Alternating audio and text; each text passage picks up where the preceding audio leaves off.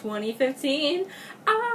So my first video for 2015, I thought I would do my best books of 2014. So, and there are about six of them.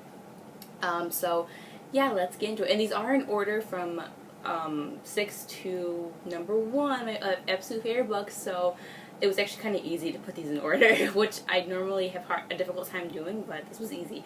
So let's just get into it. The first book, or number 6, is Vampire Academy. I finally read this year in the beginning of the year, I believe, and I absolutely loved it.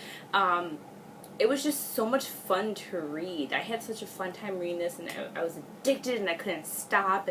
The next, the number 5, would be Easy by Tamara Weber. This is a new adult book, and it was so good. I was surprised by how much I loved this book. I do have a review for this up, and it was just such a phenomenal read.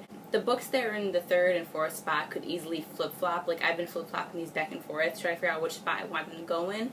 And so, like I said, either one of these could switch back and forth. But in the 4th one, I put The Fault in Our Stars by John Green.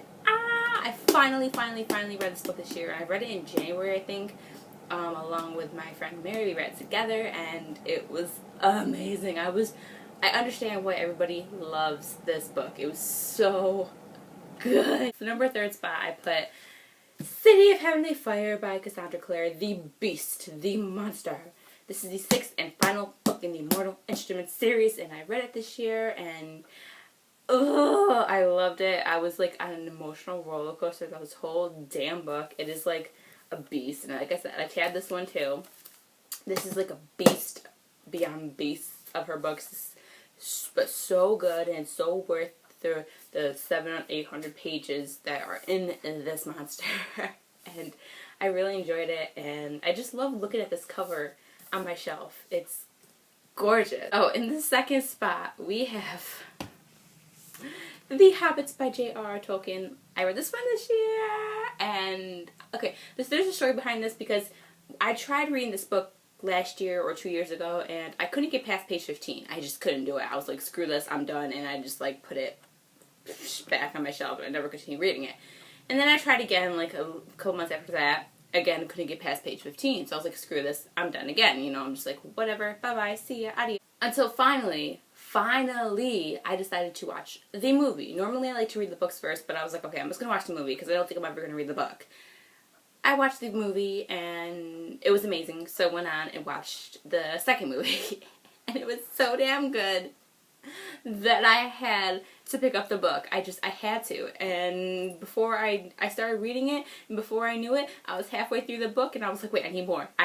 And I just kept reading it and reading it and reading it. So I'm so glad that I watched the movie, because the movie actually pushed me to read the book, which normally doesn't happen, but I was just, in this case it did, and I loved the book so much. It was so good, and I was so glad to have read it, and I didn't even know how it was going to end, because I've only seen the first 2 movies, because they were out, and I still haven't seen the 3rd movie, but I know how it's going to, but I know the ending of the book, and I know it's probably different from the movie, so rambling on now. But, yeah, I'm so glad I read this book, and I have, tabbed a lot, if you can't tell. The Hobbit is definitely one of my best books of this year. So good. So good. And now we are down to the number 1 book of the year.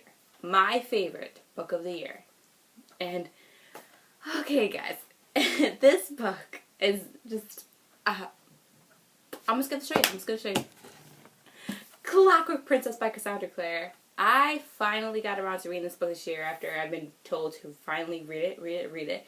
So I did this year, and oh my lord, I want to say thank you to everybody who pushed me to read it, and also what the hell were you doing to me? Why would you want to put me through this torture type of thing? You know, it was like this book. I have a full review of this book up on my channel, and it's very long, just so you know.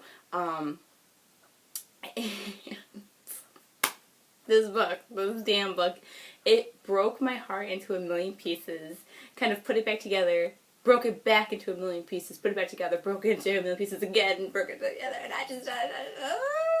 I had to step away from this book so many times, just put it aside for like an hour or two, come back to it, put it back aside. And like parts of this book were just so heartbreaking and so sad, and the other parts were so beautiful and just oh god, this book put me through everything.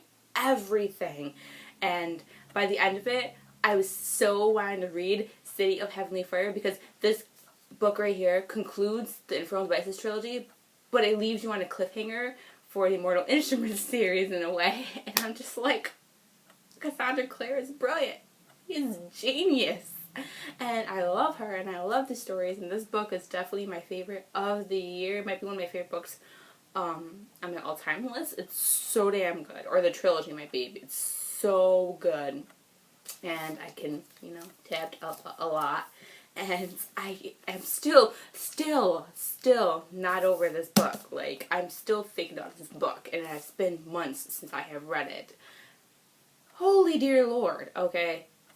This book deserves the #1 spot on my list, and it got it. So yes, yeah, let me know what you guys are doing today, New Year's Day. I'm probably just gonna relax and watch The Walking Dead marathon because it's on TV, so hey, why not? Why not? And yeah, so that's it. I will see you guys in my next video. Happy New Year, and mwah!